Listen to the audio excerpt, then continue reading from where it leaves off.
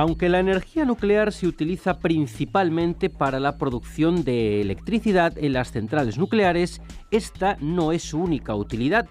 Sus aplicaciones son numerosas en nuestra vida cotidiana y en el campo científico.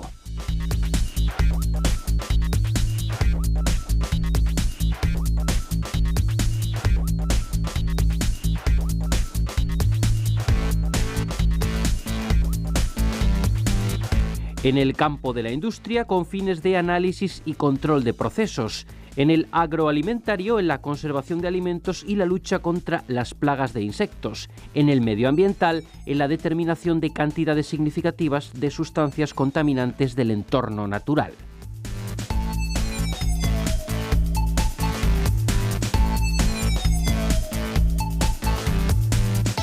Incluso en el campo de la datación, con el empleo del carbono 14 para determinar la edad cronológica de huesos, maderas o residuos orgánicos. Otro campo de utilización muy frecuente es el de la medicina, para el diagnóstico y terapia de enfermedades.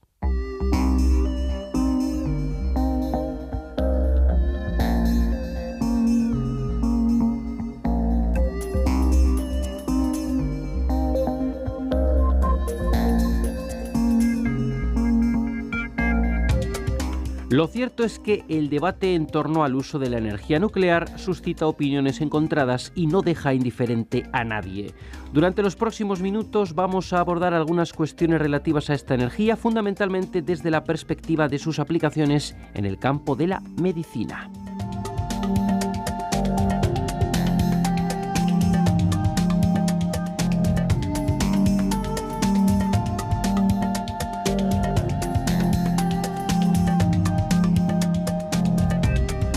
Para ello nos acompaña el catedrático José Carlos Antorán, director del Departamento de Física, Matemática y Fluidos de la Facultad de Ciencias de la UNED. El profesor Antorán lidera el grupo de investigación en física médica, con una larga trayectoria en la aplicación de la física a la medicina en aspectos como la imagen médica o los dispositivos de asistencia cardíaca.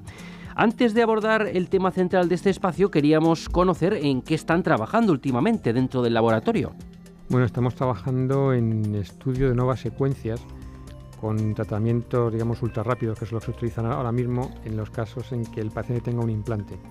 Cuando hay un implante en este tipo de tratamientos, ese implante impide hacer una buena planificación, dado que parte de la energía que se está transportando hacia el tumor para aniquilarle queda depositada tanto en el implante como rebota en ese implante. Hay una reflexión de esa energía. Entonces eso provoca ciertas quemaduras en la parte externa de la boca, y lo que estamos intentando es ver si se pueden reprogramar esas secuencias ultra rápidas para no perder el tiempo, que es una de las cosas muy importantes ahora mismo, porque el tiempo es dinero en oncología y es la posibilidad de tener más pacientes en el menor tiempo posible, y por otra parte para que la dosis que le corresponda que le llegue al tumor sea la debida y no una inferior. Eso lo hacemos en conexión con el Departamento de Física de los Materiales también de la misma facultad.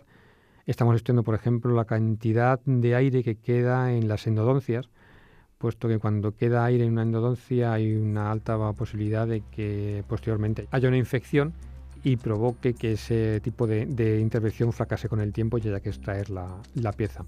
Eso es lo que hacemos directamente ahora mismo en odontología.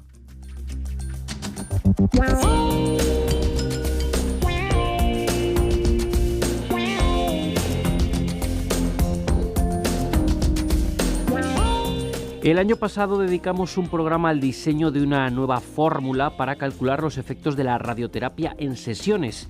El grupo de física médica de la UNED establecía una nueva manera de realizar estos cálculos con un modelo inspirado en la física estadística que tiene en cuenta el efecto del tiempo entre sesiones de radiación. Profesor Antorán, ¿en qué punto se encuentra este trabajo? Sí, el trabajo que habíamos empezado hace años y que comentamos el año pasado fue uno sobre los tratamientos monodosis, o una única dosis para la aniquilación del tumor, viendo exactamente cuál era la dosis crítica a partir de la cual radiar más no hacía falta, puesto que el tumor ya estaba absolutamente aniquilado. Eso funciona muy bien, nos ha dado unos excelentes resultados con una sola dosis. La idea posteriormente fue extenderla no solamente a uno, sino a varias dosis del mismo tratamiento. A ver si eso que habíamos propuesto de reducir la dosis aplicada a ese tumor funcionaría. Y estamos trabajando en ello con diferentes tipos de tumores para extender lo que es los tratamientos tradicionales que se utilizan en la actualidad.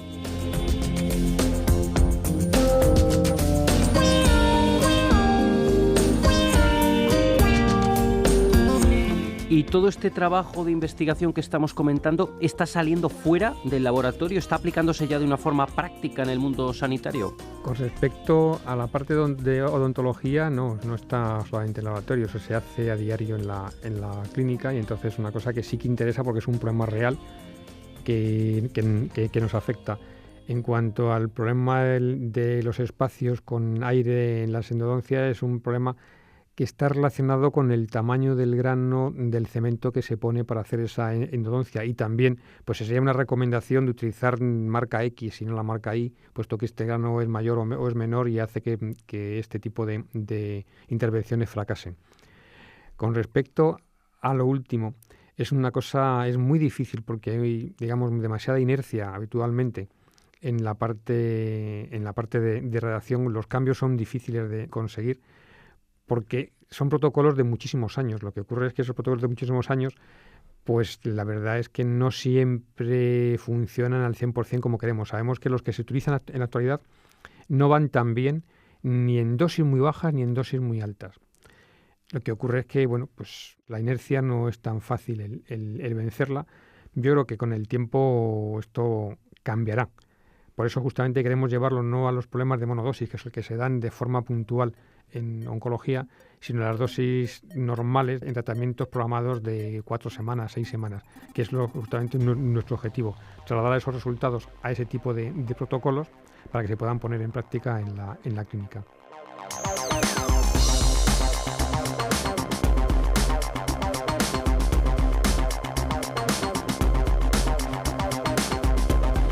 Hablábamos de terapias contra el cáncer, terapias que consisten en sesiones de radiación.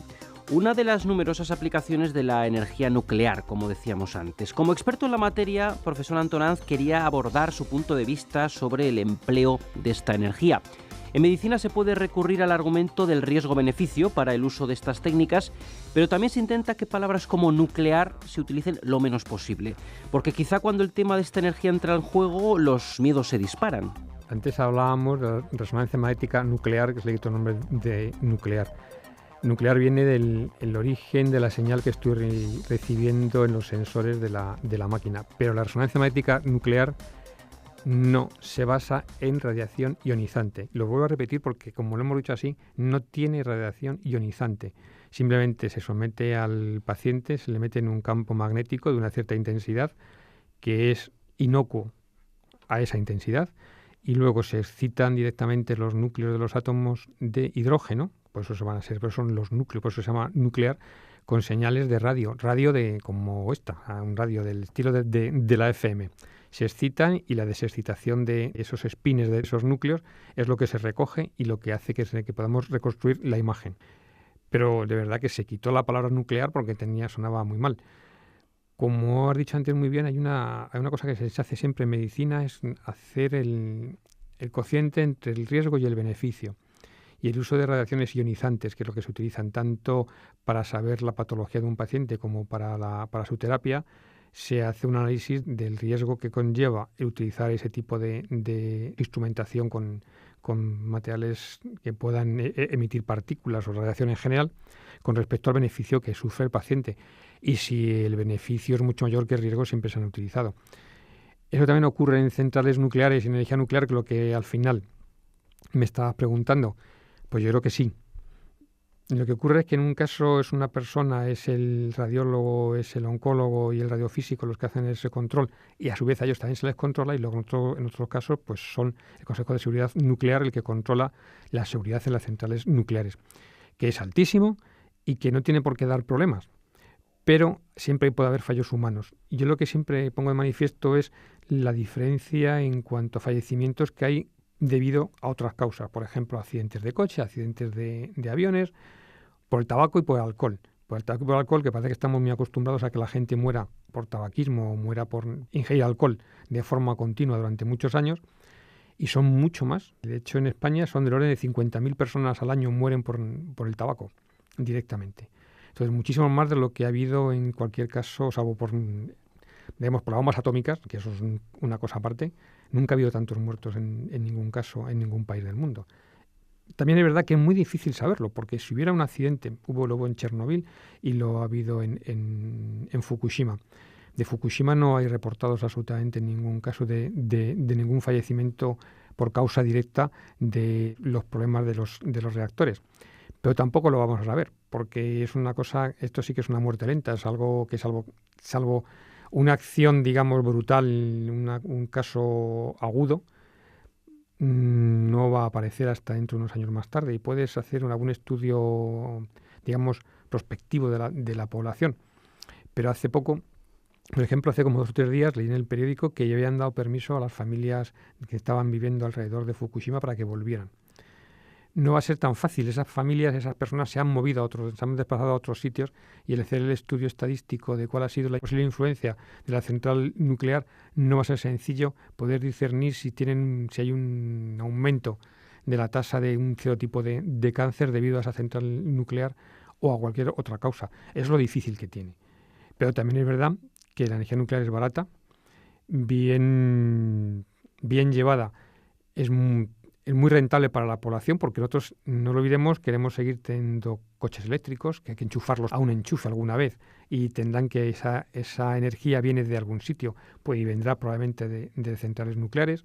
Queremos tener aire acondicionado, queremos tener frigoríficos, lavadoras, todo ese tipo de electrodomésticos que nos han hecho la vida mucho más sencilla, tienen que sacar energía de algún sitio, y hemos paralizado temporalmente la obtención de energía de las alternativas, tanto del aire como del sol, por quitándole las subvenciones, que hay que decir, entre otras muchas cosas, que tenían del orden del 20% del recibo de la luz. Todo hay que decirlo. O sea, esa subvención que nos seguimos aún pagando viene a ser del orden del 20% del recibo de la luz, que tanto se ha discutido hasta ahora. Pues los riesgos-beneficios, sí. En el caso de las centrales nucleares hay que tener un poco de cuidado.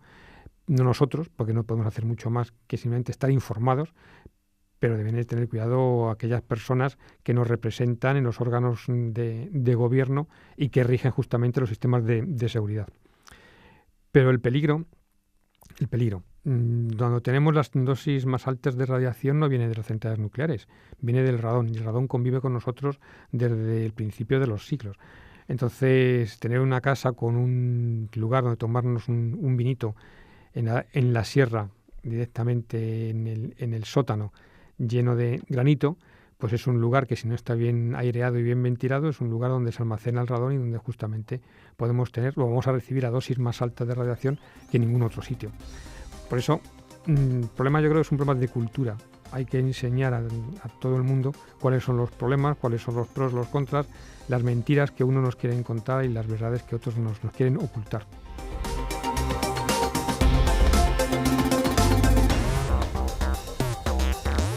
Quizá falte un debate serio sobre la energía nuclear en la sociedad, un debate reposado y no como sucedía tras la catástrofe japonesa de Fukushima, que se dispararon las posiciones contrarias al uso de la energía nuclear, y quizás se hablaba del tema con muy poco rigor. Es que hasta el 11 de marzo yo pensaba que todo el mundo podía hablar de todo menos de física y matemáticas. Pero a partir del 11 de marzo de 2011, fue la fecha del tsunami en Fukushima, solamente la gente no habla de matemáticas, todo el mundo hablaba de física, todo el mundo entendía de física nuclear. En realidad, yo creo que es una falta de cultura en general, pero por todas partes. O sea, esto desciende desde arriba, y digo de arriba, viene del gobierno, nuestros partidos políticos hasta ahora. Fui invitado a dar una charla al lado de una central nuclear, hablando de los peligros de las centrales nucleares y de otros peligros que están alrededor. Y me molesté en mirar los programas electorales de los dos principales partidos políticos en España, como son el PP y el PSOE. Entonces, el PP decía directamente que lo que harían sería cumplir las leyes. Evidentemente, no pueden poner otra cosa, pero eran 3 líneas con respecto a la política nuclear. Y con respecto a esa misma política, el PSOE indicaba que para el 2025-2030 habrían desaparecido todas las centrales nucleares. Pero no decía en absoluto cuál iba a ser la otra política, porque si yo quito centrales nucleares, necesito necesariamente tener otro tipo de energía que lo pueda sustituir y que me permita mantener los picos de energía que necesita un país en ciertos instantes. Entonces, eso no aparecía. O sea, yo quiero recordar que eran 3 líneas en uno de los programas y unas 5 líneas en otro de los programas. Yo entiendo que un programa no es más que una declaración de intenciones, pero declarar como intención que vamos a cumplir la ley o que vamos directamente a quitar la energía nuclear sin dar alternativas a ese tipo de energía, me pareció un canto al sol. Y eso es desde la gente que nos va a regir, que yo creo que han seguido sin tener mucha idea de lo que iban a hacer. Dan bandazos, cierran centrales o promueven que se cierren porque entra un nuevo impuesto sobre residuos y combustibles, y antes de hacer recargas a una central que no sabemos si va a ser o no va a ser rentable con respecto al conjunto energético nacional, si van a seguir las energías alternativas o no, se cierra de forma cautelar. Ahora es posible que se vuelva a abrir, tiene hasta el mes de julio para volver a abrir Garoña, puesto que, digamos, el panorama ha cambiado y entonces sí que puede ser rentable.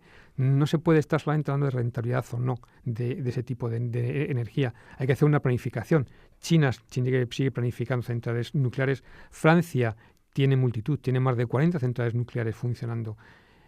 Japón se plantea, no puede permitirse el lujo de seguir en esa crisis energética porque consume muchísimo más de lo que produce sin centrales nucleares. Entonces, riesgo-beneficio, de nuevo, podemos utilizarlas, pero habrá que tener cuidado con ese uso. Yo creo que es fundamental un estudio serio e informar a la población de cuáles son los problemas reales y no solamente hacer demagogia como se hace habitualmente. Incluso partidos como los Verdes también hablan de otro tipo de energías cuando no pueden cubrir en la actualidad. Sería imposible cubrir todas las necesidades de España. Entonces, ¿que hay que hacer una transición? Posiblemente sí. Y habrá que intentar obtener fondos para que otras energías que también son nucleares, como puede ser en el caso que estamos estudiando ahora mismo, la que se usa es la de fisión, pero a tener la energía de fusión, que es muchísimo más limpia. Entonces eso creo que es el futuro, no solamente hacer demagogia con respecto a un tipo de energía.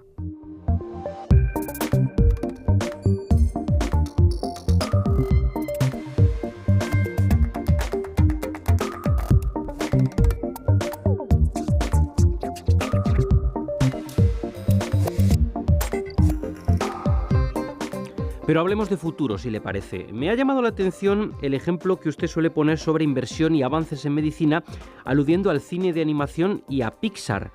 ¿Cómo el dinero invertido en algo como el cine infantil termina redundando en un avance para la medicina? ¿Nos lo podría explicar? El dinero se invierte de una forma razonable en aquello que da dinero. Entonces, a mí me impactó hace meses el libro de Steve Jobs, referente a no a su vida es particularmente genial en algunos casos, en otros casos deja mucho que desear, pero sobre todo a las reuniones que existían en el club de los computadores hechos en casa en la Universidad de Stanford, que en el año 1984, si no recuerdo mal, se reunían allí pues un grupo de empresarios que estaban buscando ideas nuevas y de gente, los frikis que llaman habitualmente, que habían construido ordenadores. Es una escena en la película en la que, pues por la noche, en la Universidad de Stanford, justamente en el salón de actos del acelerador lineal de esa universidad, se juntaban personas con dinero y personas con ideas. Eso lamentablemente no ocurre aquí. Entonces, de allí salen de allí y de los alrededores, tanto en toda California, tanto en Los Ángeles como en San Francisco, surgen una serie de empresas, como puede ser Pixar, que en el año 84 se dedica a hacer una cosa que es el rendering, es a generar imágenes, animarlas y hacer películas. Entonces, hace poco, unos días, en una exposición en Madrid, he visto una de las películas en las que un flexo salta y pisa una letra de Pixar, lo mata a la letra y le condenan directamente a la silla eléctrica. Pero la idea era que a partir de ahí habían hecho un movimiento y habían hecho una creación de objetos tridimensionales que se movían. Eso le da dinero y eso se lleva al cine y da mucho más dinero. Y como subproducto, tanto científico como tecnológico, por ejemplo, se pueden hacer las endoscopias virtuales. Eso es lo que tiene de interesante y lo que es chocante. Cómo el dinero invertido en algo que en principio es para hacer cine animado, cine para niños, resulta que se lleva a la medicina y ese producto, que no es que no quiera nadie, sino que esa dedicación de técnicos, ingenieros y científicos a hacer viable ese tipo de animación, luego se lleve a la práctica por otros caminos. Pero también ha pasado exactamente igual con la ida a la Luna o los vuelos espaciales, que también tenían motivos propagandísticos y bélicos, o sea, eran militares. Y sin embargo, por ejemplo, utilizamos permanentemente el velcro, y es una de las cosas que salen como subproductos de esos vuelos espaciales, los microondas, soluciones en problemas de comunicación. Eso es lo que es curioso, que digamos la ciencia genera como subproductos aquello que utilizamos en la vida real cuando tiene dos caminos, el dinero y la seguridad o la defensa, que es como hicieron en Estados Unidos. Eso me asombró y entonces, bueno, pues en una de las charlas de hace unos días comenté las posibilidades que habían tenido y cómo habíamos cambiado. Mientras que la persona que se dedicaba en Pixar, el director de Pixar, se dedicaba a hacer dibujos animados con un ordenador Cray, con un X-Cray, en la Universidad de Stanford. Yo hacía lo mismo en Marsella, con la misma máquina, intentando ver el movimiento simplemente de la membrana del tímpano. Era la misma máquina, uno dedicado por parte de la universidad a hacer dibujos animados y otro a crear conocimiento del comportamiento de las membranas en el oído. Lo que pasa es que bueno, nos está hablando quizá de algo que desgraciadamente, y sobre todo dada la situación que vivimos en cuanto a investigación en este país, nos queda un poquito lejos, ¿no? Ese tipo de inversiones que luego redundan en otros campos, como no sé, los subproductos que usted citaba, ¿no? Pero lo que nos queda lejos es esa masa empresarial que dedique las noches de un día de la semana a escuchar a aquellos chalados que van a contarles que con un teclado pueden conectarlo a un televisor y ver letras y pueden hacer programas y pueden hacer la vida más sencilla. Esos primeros ordenadores han dado lugar a nuestra era digital y a esta forma de vivir. No creo que fueran iluminados ese tipo de empresarios, simplemente hay que ir a buscar el negocio donde puede haberlo, y el negocio está siempre en el desarrollo basado en una ciencia básica. Las universidades del oeste de Estados Unidos, en California, sí que tienen ciencia básica y además hacen otra cosa, exportan sus productos, exportan sus ideas y hay empresas que los recogen e invierten. O sea, hay una gran parte de dinero que no es dinero público, es un dinero privado, que arriesgan. España seguirá siendo un país de servicios mientras que no tenga ese tipo de empresarios. No se puede pedir a la universidad que haga investigación, más desarrollo, más inversión o innovación. No es función de la universidad da ideas. Y hablan de los spin-off. No es cuestión de hacer spin-off. O sea, yo no soy empresario ni sabría nada de cómo llevar un negocio. Por muchas ideas que tenga o por muchos productos que yo pueda llegar a desarrollar, hace falta que haya empresarios dispuestos, si lo hubiera, a llevar sus productos al mercado. Bien, pues tenemos que concluir ya, profesor Antoranz. Gracias por compartir estos minutos en los que hemos hablado de muchos asuntos que espero que hayan sido de interés para nuestros oyentes. Gracias y hasta una próxima ocasión. A ti. Hasta luego.